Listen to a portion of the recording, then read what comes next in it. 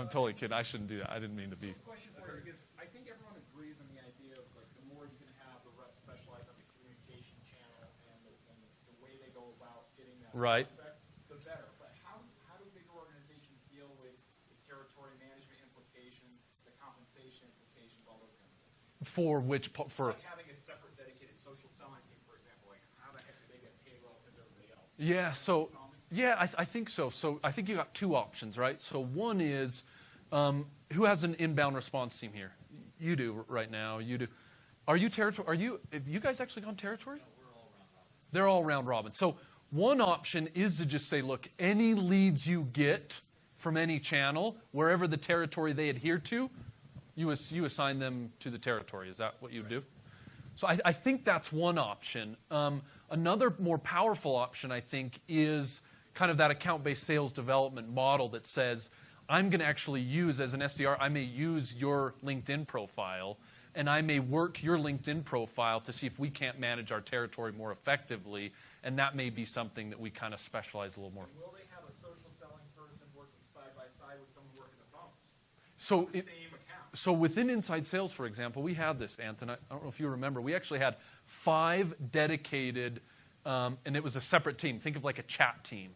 5 social selling people, and all they used was executive LinkedIn profiles. They logged into Ken Krog's LinkedIn profile, and then whatever person they could work with, so sometimes they would team up with a specific account executive. You'd have account executive say, hey, I'm trying to get into VMware, contact the social selling team. They would then see if they can't use Ken or Dave Elkington's LinkedIn profile to get it and go in there. It was pretty interesting. I've seen this 3, 4, 5 other times. Completely separate social selling team using executive profiles to get that entrance and then round robin it. Kind of an interesting concept. Not everyone's ready for that. But notice the specialization. This one, if you read the Bridge Group's report, a little bit newer. It's a lead researcher or someone who's trying to take away the time of all of, God, as a sales development rep, I'm wasting so much time researching and trying to map and profile. We get someone in there to help us with that. So a lot of specialization there. Then on the sales side, you've obviously got territories, you've got channel, you've got sales engineers, client success.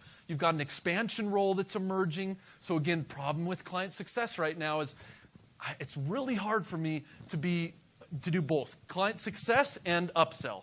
Sometimes I gotta rob Peter to pay Paul. Is that what it's? Rob Peter to pay Mary? It's one of those concepts. You know what I'm saying? You do. You know what I mean? You do it somehow. You do it. Anyways, it's kind of this dichotomy. So you end up splitting it up, and then you've got implementation, product support. You guys, look at that. Oh my goodness. I haven't been in sales for years and years, but this used to be one person doing this entire thing, and this would be an optimized sales structure. This is a tech company out on the East Coast. This is what they do, and it is like a machine.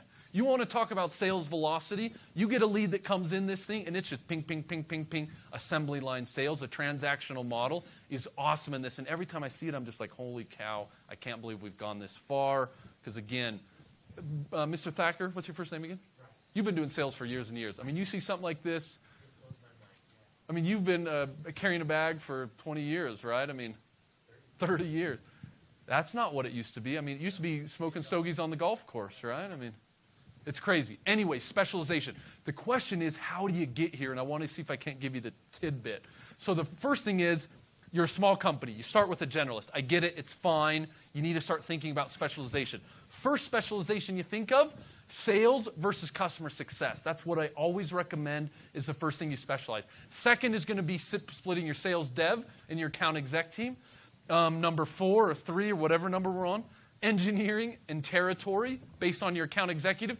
Then you do your sales dev team, inbound and outbound. Lastly, you hit your customer success with growth and satisfaction. So a 6-step process to do your sales specialization. This is another tough question. I seriously don't want to get it. You got this. When do people bring in the customer support function, just the customer service function? Purely like a 1-800 number to. Yeah, because I like sometimes customer success has customer support where people call. Right. Inbound, help me types of things, and sometimes they put it as a different function. Yeah, that would be an interesting one to add because I feel like customer success always starts as that. Right? I mean, they end up just being kind of like password resets, they eventually get more strategic. So you'd start with probably your product support, and as you get more strategic, that splits off. This guy becomes more strategic. He does both upsells and satisfaction, and then you split him like that. That's probably right. That would maybe even be an interesting one to add. Cool slide. Thank you for making it. Sure. All right. Okay. Our day. Know your personas. Follow the path to specialization. I think that's a great concept there. Now, this one's awesome. I have a streamlined sales process. This is a quote by everybody in this, well, maybe not in this room. I've never mapped out my sales process beginning to end. It says everybody, right? I mean, how many people have seriously taken the time to get on a piece of paper and put boxes on there about what they do? Well, okay, yeah, raise it. Do it. Seriously. Raise your hand if you've done it. Kent, I know you haven't done it, so put your hand down, dude. Seriously. Boot camp. I made you do it. That does not count. Yeah, so we got a handful of people have it. Gardner says that 35% of senior sales executives say that they've actually done it. I think it's lower than that, you guys. I think it's probably more like 25%. Now, I mentioned this before. If you're transactional versus relational, you're going to have a completely different sales process. I call this the productivity and autonomy curve. I sit down with people and I'm like, okay, again, it's transactional relational. What is your sales system? What do you want to do? You want to be more productive? We'll put together a high-velocity model that is a machine. We'll kill it. Or you want to be real strategic. You want to be Cowboy Town. You want people shooting from the hip. Let's go up here. We'll do some sort of Cowboy Town sales process. I'm happy to do that. Where is Cowboy Town? I'm not from Utah, so I don't know. Is that like here? Cowboy Town. It just came out that way, man. It just came out that way. West about? Yeah, that is. It probably is in Park City, actually. Of all places, it's in Park City. Kent's going there tonight, he said. I don't know. So if you want to know, you can probably talk to him. But it's a completely different process depending on if you're transactional or relational. Do you want real structure or do you want more autonomy? So I always break a sales process into 3 key categories. I know this is kind of basic. How do I get crap? What do I do with it? And that's 4. I want you to count how many times I hit this. And then how do I close it? How do I qualify and close it? Break it into those 3 and then map it out. I want to actually go through with you. This is a real company. It's a transactional model. It's not super detailed, but it's a real process map. I have actually created, I've now counted them, 175 process maps. I probably get 1 a month from random people. Send me your process map. I'm addicted to it. I love to look at them. I love to read them. I love to pick them apart. Because once you get this visibility, then we can talk about technology. Then we can talk about, there's so many things we can then talk about once we've made it visible. What software do you use to make that? Oh, man. There's some great online tools. I like PowerPoint. If you guys don't have the same lack of aesthetics as Gabe does, Lucid Chart is a good example. Yeah, everyone in our company is moving to Lucid Charts, but PowerPoint's just something that everyone knows. Cowboy Town is PowerPoint. Oh, geez, dude. How did your name get on this presentation? Yeah, Giphy's another good one. Gliffy, Giphy, GIF, GIF. I don't know how you say those things. Let's not start that. All right, let's not get Tomato, tomato. What do you want to do? Milk? How much time do we have? Not much. Really? Yeah. How much time? 1 minute before Q&A. Seriously? So let's say 5. All right. Let's see what you can do, Gabe. Gabe time. This is Gabe time. This is Gabe Town. I was born for this. All right. I want to walk through this process real quick. See if we can dissect this as a transactional model. Web leads marketing manual, CRM, access reports, run report. Problems in this. Help me here. Drew, what's wrong with this first part of this process? Fast. I need faster answers. Sorry, but.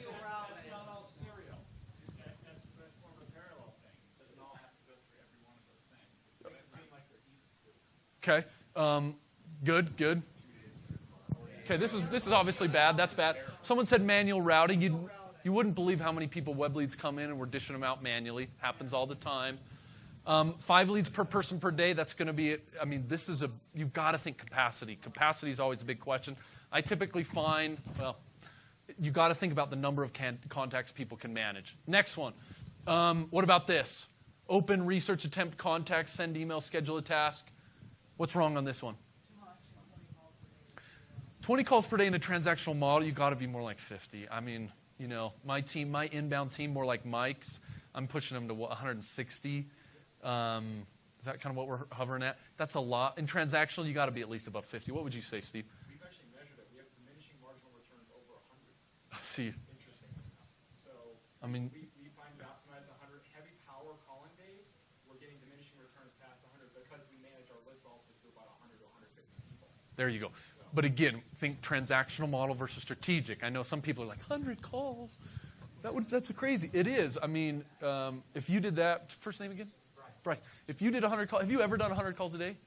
No, but he's been selling deals that are $1 million+. A slightly different concept here, right? So be cognizant of that. What else is going wrong here?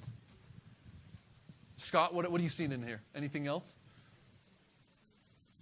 Manual log. Yeah, we got a manual log call. Well, I'm going to go over what I think is wrong in just a minute. What about this last stage? Anything jump out? 20% conversions, that's not terrible. Potentially a little bit higher could be.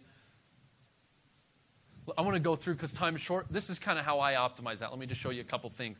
I've significantly condensed it here. We've got automated routing. I've taken out that whole reporting. I hate in a transactional model when reps are like, I want to go to the reports tab and I want to find out who I should think be calling. And it's like, dude, no. I will tell you who to call. I will tell you who to go after. Don't shoot me. Prioritize that. I prioritize it for them. We give them streamlined research, and then we build a cadence for them, program cadence based on best practices. In the previous one, I schedule a task. I do whatever I want. I believe in a program cadence, auto call log. I've changed these deal stages in a transactional model. You notice there was like 3 of them. I prefer there to be more like 5, potentially. I love this one. Anytime someone is DQ'd, whether it's lost or here, they're just not interested, you put it in the marketing nurture. If there's activity, we pop it back into that prioritized list views. Those would be a couple things to see if you can't turn this into a streamlined, optimized machine in a transactional model. But my takeaway for you is you got to do it. Send it to me. Map it. Find the strengths and weaknesses. Then we can talk about technology. How much more time we got? 3 minutes. Good. Let's finish this. How many sales acceleration tools do you use? I'm using my own buzzwords. I made fun of it. Now I'm using it. Somebody tell me, Mark, you work for my company. Tell me. 5? Yeah. Data has Salesforce, inside sales. There's another thing called Face to Scout for reputation management. Does that seem like a lot, you guys? 5? That's a lot. That seem like a lot? And then Ghost Stream's another one for step on top of this. Mike, you're kind of giving a look there like, How do you define it, right? Because you could throw Salesforce is, I'd put Salesforce link. prospect profiler, inside sales. I mean, then we're What do you think the average spend per rep is on sales acceleration tools? 500. I got 600. Nate, 700. 250. Putting words in his mouth. $2,280, according to our study, is the average spend per person on sales acceleration technology. Guys, it's a lot of money is being spent on this. You better know your process and why you're actually spending the money on that. Now, here's the problem with it. Right here, CRM usage is going down for the first time in 15 years. Point number 2, the average rep spends 4 hours a week updating a CRM. How do we solve this problem? What we did is, I'm going to tell you how we solved it. We built the App Exchange on Salesforce as an example. The CRM is getting it's a little hard to work. We're going to build tools, and they're going to solve all the problems, man. That's what they're going to do.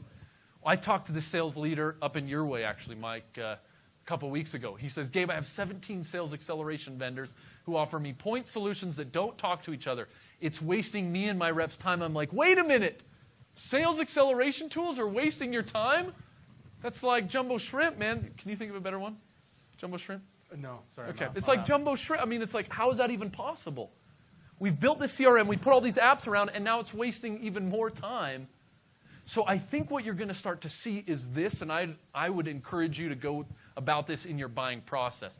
I think in the near future, you are going to see the CRM and these tools start to work more for you so that they don't all waste your time. That means that tools do have to consolidate. You can't use InsideSales.com for the dialer, this tool for an email, another for gamification, this one for texting, this one for reports, this one. There's too many screens, you guys. I promise you, I've literally sat and monitored over 2,000 reps. Reps are wasting way too much time on sales acceleration tools. We have got to get to a place where it's going to be condensed and consolidated. And the way it's going to happen, and you're already starting to see this, it's persona-based platforms. You're going to be able to get persona-based platforms. Let me give you an example. So we believe there's about 5 personas within sales. Sales development, account executive, client success. I talked to you about those. You've also got management and operations. Companies are going to start standardizing around personas so that you could come to a company like ours or a company like X and get a sales development platform. That's your one-stop shop for your sales development needs. For your account executives, it's your account executive platform, because there's no way in heck that one company is going to be able to provide all of that for you, but based on personas, I believe that they will be able to do that. So this is how I've started to define what the stacks look like. So sales development, you got prioritization, intel, comm, motivation, and qualification are the 5 categories of technologies you need to be thinking about for sales dev. And then account executive, I've listed the 6 there that I think are the most important. And then there's obviously vendors that support each of those. I think we're done on time. We'll go into Q&A. My take on here is, that's the reason I put it. You want to start technology with your sales development team because it's the most to be automated. It's the team that you can put the most structure in. So you're seeing right now the most spend in the market is on sales dev, and it's in the communication stack. That's where we're seeing the most spend and the most benefit, and I think that's probably where you should start your communication adventure, your technology adventure, if you so choose. That's my takeaway. That's not the right way. Good. Okay, lessons learned. Number 1, personas. Know them. Follow your path to specialization. Number 2, you want to read that? You falling asleep? Map your sales process. Thank you. Number 3, start with sales development on your technology journey. Let's just take 1 or 2 questions. Yeah, maybe even 3 if they're really quick questions. And none of the questions can be if you can take a picture with Gabe. He does those after each of his speaking sessions. Holy cow, dude. That's not even funny anymore. It's not even funny. We should have planted some questions. Usually I'm better about planning questions. When you're inbound traffic, how do you suggest routing, like round robin or skill-based? I mean, I actually think you can talk to me after. I think there's 7 levels of routing. Round robin is, I think it's fine. The more you can get into predictive or skill-based routing, which means matching the actual lead with the skill of the rep. Not very many tools out there that do that. I do have one of my favorite UK-based company, but the more you can get predictive rather than just kind of manual round robin, I think it's better. In fact, you guys have started to go, Mike, on like trying to go more vertical so that you match inbound leads. So someone's always talking about kind of the same product, right? Yeah, and that's our goal is to get to that because we tried it, we trialed it doing manually, and they're just way more effective.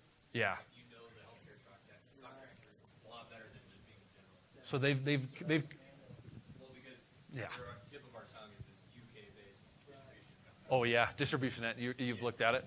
Yeah, tip of our tongue. Yeah, I think that's the only company out there that I know that does a little more skill-based routing. Distribution Engine, if you want to check it out. Other questions? Joey, question for you? What's the biggest problem when companies start self-development goals? I think the process. I think the process is the biggest problem. Is that it's cowboy town. Not to overuse the term, but they just let sales development reps do whatever they want. It's a structured company. I mean, inside sales is science and structure and testing. And if you just go to cowboy town, I think you're kind of missing it. Last question. Yes, when you're moving part of the SDR to goals that you have more transactional, Okay. how do you get sort of their buy-in? Okay, awesome. Thanks. Yeah. I mean, change management is the hardest part of any of this. Yeah. The more you can like separate them, put them in a different room, put them in a different office, get them a different manager, get them a different pay plan. I mean, it's like you got to do like organ transplant because they'll just be infected every day with the other Top team. onto that, one of the problems, it's easy to blame the sales reps, and a lot of times the managers and sales leaders are the buyers, and so it's hard to go into them and say, hey, you're the problem, actually. The sales managers are key because a lot of the sales managers have trouble confronting the reps with new processes. Because like think about it, like their job and some of your jobs is listen to those reps, piss and moan all day long, right? And so the thought of forcing them to adopt a new process is like really intimidating. So you get them a different set of management, you give them a different set of incentives, and it works a lot better than trying to take an old school sales manager and try to have him manage a team of younger SDRs and cracking that whip every hour. And he's been good at this. I mean, if you can just get a couple of them, we call it a speed team, get a couple of them doing the new process, show the results. I mean, reps want to make more money. You got to prove it to them. I mean, that's one way to do it. Guys, really appreciate it. If you have questions, please add me on LinkedIn. Let's continue the conversation. Have a heck of a time at Accelerate. Thank you. Thanks, See ya. Gabe. I forgot like you were here, dude. Sorry, man. I get that a lot.